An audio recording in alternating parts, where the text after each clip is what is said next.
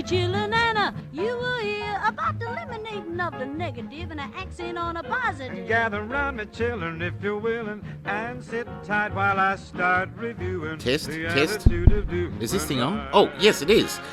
Ladies and gentlemen, welcome to the podcast, The Joyful Frugalista. And now here's your host, Serina Bird and friends.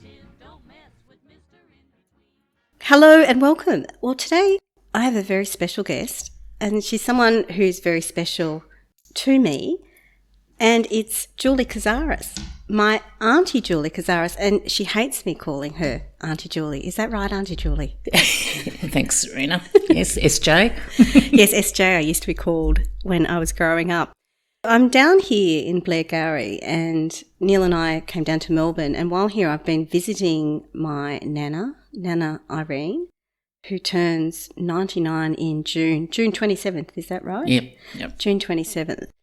Still doing incredibly well. And for those of you who've read my book, The Joyful Frugalista, you'll know that Nana Irene, she figures quite prominently, I think. She was just such an incredible influence on me growing up.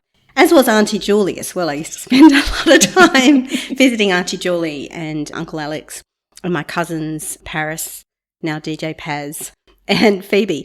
But I thought, seeing us here and a really significant and fun family visit, we've just had the most amazing lunch. I actually wanted to invite Julie on to say hello and talk about our family values and history. Yep, I'm here. Let's go. Let's do it.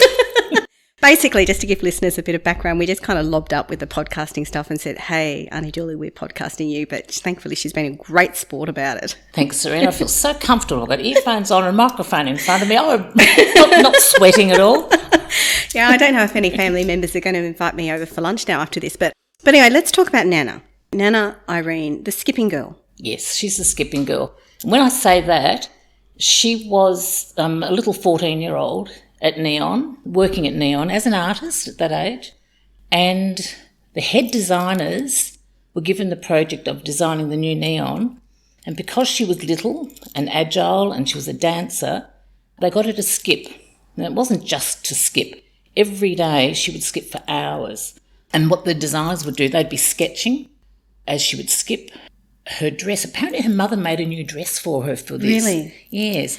And the designers of the Neon tied some sort of bow or something around her neck, like a tie, and watched the way that would flay, watched her skirt, the way it would move, watched her feet, drew her feet the way it was.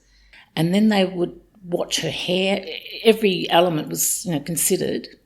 And also the rope, which was very important. And every time she skipped, they would work out how much neon to put into that to get the flashing. So it's quite interesting. So she's the skipper. She's our skipping girl. She's our skipping girl. And just to give a bit of background, not everyone might realise this. In Melbourne, in central Melbourne for many years, there was a very large neon sign that was advertising skipping girl vinegar. And so the name of the sign, I think, was called Audrey. Yes, the designers actually called her Audrey. She was given a name.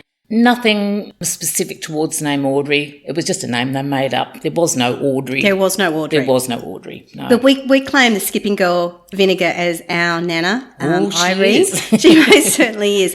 And so this is it was for many years a very iconic thing in Victoria. For Melbourne listeners, when we say my Nana, Julie's mum, is the skipping vinegar girl, that's what we're talking about. Yes. In fact, I just read recently that she's going to be shifted. Is she? The building's been sold, and so it looks like she may be shifted elsewhere. Well, we'll have to provide an update for that in due course. Nana had some really strong values. She was quite a frugal woman in her own way. Oh, to the extreme. The white Vegemite jars that every week when Dad gave her the small amount of money, she would divvy all that up into these Vegemite jars. Yes, extremely frugal. And so what was the purpose of the white Vegemite jars? That was allocating so much to electricity, so much to the fruit and vegetable man, so much to the gas bill, and that's how she'd pay all her bills. Sometimes we used to rob Peter to pay Paul, but we all worked out of these Vegemite jars. It was a bit of a struggle. You weren't growing up in an environment where you were overflowing with abundance. Oh, absolutely not. All our clothes were homemade. I mean, we had a doll and a teddy, but you weren't given, an abundance of toys that children get these days, no. No, not the amount that my kids get. Gosh, they've got so many teddies they don't even like them. They don't want them anymore. And Mum said growing up it was really quite tough. It was where you were now is like a fairly trendy in a suburban area in some ways, but in those days it wasn't, was it? No. We lived in Preston and it was, God, I don't think I knew any different or we knew any different. It was our home. It was just suburbia, Serina. It wasn't glamorous at all. No. But we just survived, Just one day to the next. Yes. It really was a bit like that. Let's talk about the creativity in the family, because Nan was always an amazing artist, which is why she was working at the company at Neon. And she was an artist herself. Oh, stunning artist, absolutely stunning, beautiful fine art, beautiful illustrator. Yeah, extremely. But not only art, she was an amazing textile person. I mean, she could sew, she could knit, she could crochet, she could put a hand to anything. Yeah, she taught me all of those things, including tatting and spinning, believe it or not. I remember this, you and the spinning wheel. Me and the spinning wheel. Do you know wheel. what was interesting? We girls, we still laugh at how Mum, the carpet was threadbare, and she used to get on her hands and knees with dye and repaint the design, the floral design on the carpet, on the threadbare carpet. Because she had such quite high standards, didn't she? She did. Still does, actually. Still does. Quite a lady with her china teacups and... Oh, yes. And her headbands every day, the floral headbands. Yeah, this is it. She's nearly 99 and she always has a whole selection of floral crowns. She's quite particular about it. Oh, got to be colour coordinated. Got to be colour coordinated. And I wonder where I get it from. So, no, Mum, extremely creative in every aspect. And you were a graphic designer yourself? I was very much a graphic designer, illustrator, yeah. We were laughing recently because your son, Paris, a.k.a. DJ Paz, put up some of your 70s designers. Yes, he did when I was back in advertising. Yeah, the one for the bikini. So what was that called again? Oh, Serina, I think it was the teeny bikini. Oh, look, I can't remember. The one with the devil's oh, devil's box next to it. Little Devils. Little devils. Thank you. Wow, I think those it was were the for days. Kmart back then. They were very, very little bikinis. Yes, but I used to wear them too, Serena. I had a figure back then. Size 12. I don't know. I don't have daughters, but I don't know if I had daughters and I want any of them to wear bikinis like that. They were quite revealing. So a blessing coming from such a creative family. And talking more about frugality, obviously I spent a lot of time growing up at your place and you observe things. Like I don't think you guys ever came across as being poor or doing without, but there were certain things you did that I could just tell that you'd really put a lot of thought into how to do things in a cheaper way.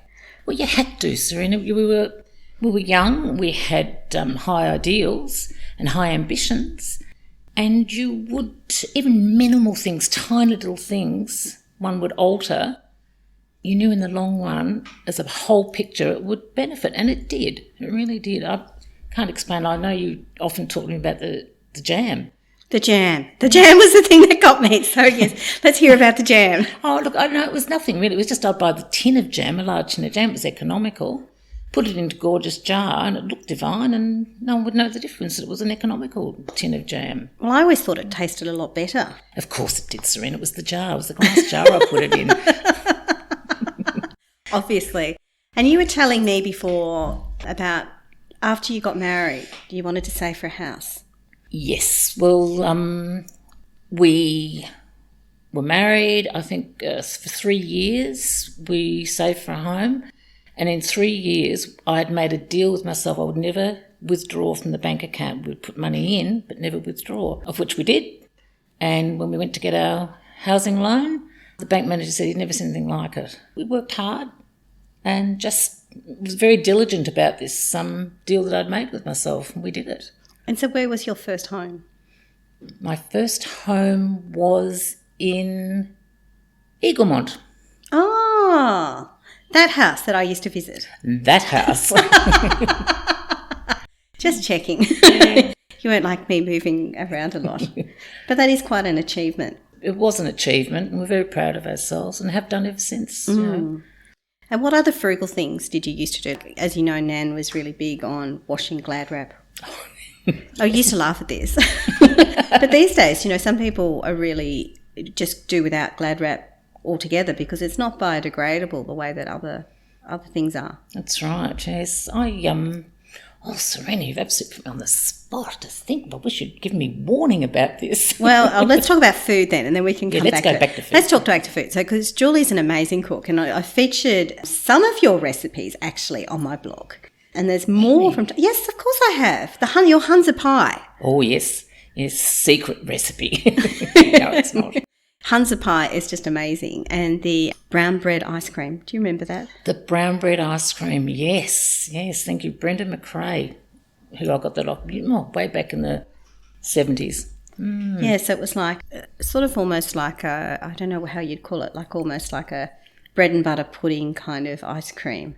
Well, it was, I think you crumbled up all the wholemeal bread crumbs, I think it was, and you toasted them with sugar, I think, something to that effect. Look, I haven't made it for a long time, since the last time I made it for you. Oh, there's a challenge. Yes, I think you used to toast it up and sort of make it like toffee and then put it into the ice cream. Mm. And the lunch we've just had was really quite interesting because it sort of had some Macedonian influences. Oh, extremely Macedonian influence. My husband's Macedonian, and that's another fabulous side of my life. So yes, today was quite Greek, or Macedonian, I should say. So it must have been quite a thing in the day back when, sort of coming home to this working class family living in Preston with the boyfriend from Macedonia. Yes, and Dad was quite adamant about religion, and he wanted to know what Alex's religion was. And when I found out it was Macedonian Orthodox, I thought, this is going to get him. He won't know what this is. And it worked a treat. So he wasn't Catholic, so he was okay? Was that kind of... That was the situation, yes. Yeah. It's kind of strange now we're in such a multicultural society now, you would think. You would question it. Yeah. But look, that's what it was like then, and you just accepted it. But no, got him on Macedonian Orthodox. It was terrific. So we had to agree. Oh, he had no idea what it was. So did you have the full Macedonian wedding? Biggest regret of my life, that. I didn't. I'd known Alex for 2 years when we got married, by the time we got married. And then some years later, when I sort of became more involved with the community and understanding more Macedonian, I so regret not having the big Macedonian wedding. You just didn't consider it at the time? It's just a different culture, you didn't know about it? Ignorance on my behalf, because I didn't know. It was only, a couple of years.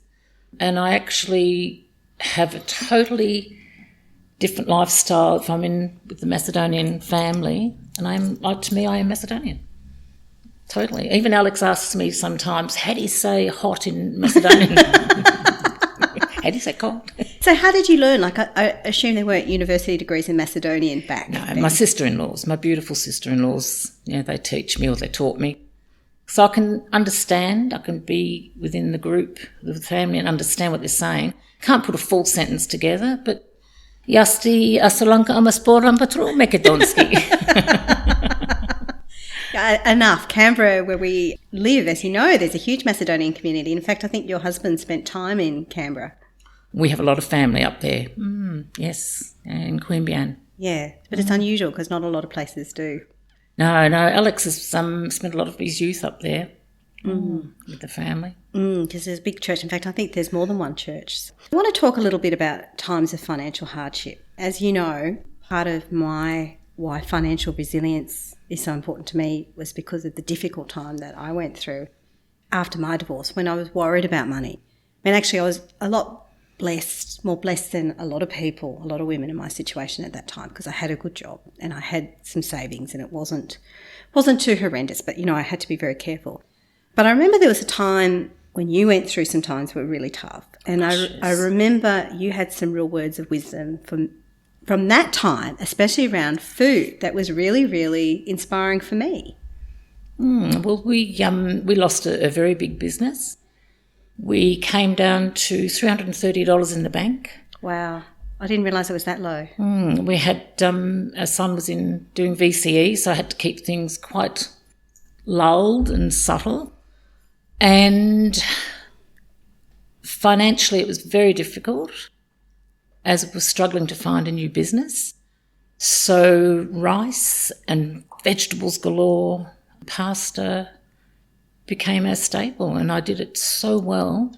To this day, I don't know how I did it, but I did. And it was actually quite good fun. It was really good fun establishing and working out how to do it, and my family ate very well. They really did. I can believe that. I've got my cousin here and I can see that he's nodding. He doesn't look like he's wasted away at all. So hadn't wasted away. But I really admired the way that you made something that could have really been an incredibly traumatic time, that could have ripped families apart, into something that was a challenge. You never give in, and you never let it rip you apart. You just soldier on, and you don't allow banks or anyone to get you. You just, fight. Keep fighting. Fight. And we did, and it just worked out beautifully in the end, because we never gave in and stuck together. We stuck together as a family. So we're sitting here in Aunty Julie, and yes, I'm going to call you that on my podcast because I like to call you Aunty Julie. In my heart, fine, you're still darling, my I'll auntie. In your beautiful home down here at Blairgowrie, we've just driven to see my nana in your beautiful new car. So I would say that life pretty much has turned around. So what changed? Nothing changed, Serina, just nothing but what you call hard work, making good decisions in life, having the courage to make decisions, and having a go, just having a good go, of which we did. I mean, I was around about, 50 when we took on a new job down here, and we borrowed heavily. That would have been a huge risk. It was, but we had a go. You obviously contemplate every avenue before you do make it, but you've got to make decisions in life. And if it's the incorrect decision, then you'll make another decision. But you've got to make those decisions, and we did, and this one was a very good decision. Hard work, yes, but didn't kill me. You're looking fabulous. I know. Yeah, just good old hard work and sticking together. Yeah, and we got there. We're back on top, right on top. In fact, on top more than we ever even anticipated. Yeah, well, congratulations with that. And I think, back to some of the times that I spent, particularly with Nan, and I know she was obviously your mother, so you spent a lot more time with her, but we used to spend a lot of summers with her, particularly. You did. We did, lots of hours, and all those kind of funny little frugal things, I think they do add up. Do you know what? Just even hearing myself talking, I can actually hear Nan's voice saying, stick together. She would say things like that? She would say things, of course, yeah. Always stick together, make decisions, so it was her influence. She's a very strong lady. From what she went through, a very strong lady. She had a very difficult life. But yes, I remember her getting very upset with me for throwing a Kleenex tissue out because, obviously you didn't use paper, you used the cloth. Yes. Which I still do. Especially, not necessarily for big colds, but, I do like my cloth hankies. And she used to do such beautiful, elaborate crochet on the edges. Yes. It's just lovely. But if I used a paper Kleenex and I only used it once and then threw it out, she would get so dirty on me. And it hasn't changed. She's still the same. No, it's still the same. She's extremely frugal now, even at that age. Even at that age, even when there isn't a lot of money, sort of need for money worries. Exactly. Yeah, she can't change. Can't change her. I might throw a straw out or something and she'll, oh, no, that's a good one. That's a good one. That's a good one. You might need that later. It's like, when on earth am I going to need a half-used, already used straw again? Mind you, these days, wash it. Well, I've got to wash it. See, there you go. She's ahead of her time. These days, a lot of people aren't using, plastic straws at all. So she's fine. She was never, always reusing her Glad Wrap and reusing her plastic straws. So she's all fine. Yes, no, she hasn't changed. I wish I could think of really good examples, but no, she hasn't altered at all. No, it's just still a beautiful person, and I can see it shining through. Do you know, you're talking about the Kleenex tissues. She actually takes 5 sheets of the toilet paper, and even though she's got umpteen boxes of tissues there, she still likes to fold 5 sheets and have them nearby. If ever I throw them out and say, Mum, use tissues. No. That's cheaper, that's better. Do you remember she used to have, before she moved into the retirement village and now into retirement home, she used to have all these clothes that I think Mum used to give her or we'd give her or you'd give her. And she'd had them wrapped up in tissue paper. Extra special good. And you'd go and visit her and she wouldn't put them on. She'd just bring them out. Oh, I've got this extra special good thing. She'd come and show it to you. Yes. It was like she had all these special things and... Yeah, just to look at them probably made her feel good. Yeah. And at the moment I'm doing this Joyful Giving 366 campaign, which I think I've spoken to you about, where I'm trying to give away 366 things.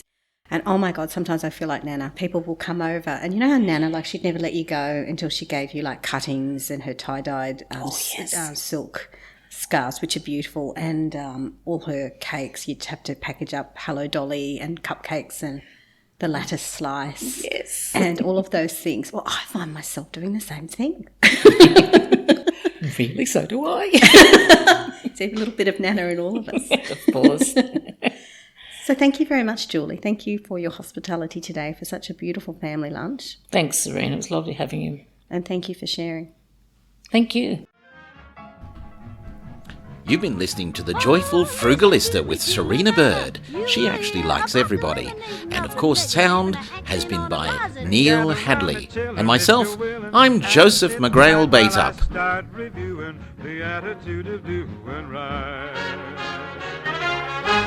You gotta accentuate the positive, eliminate the negative, latch on to the affirmative, don't make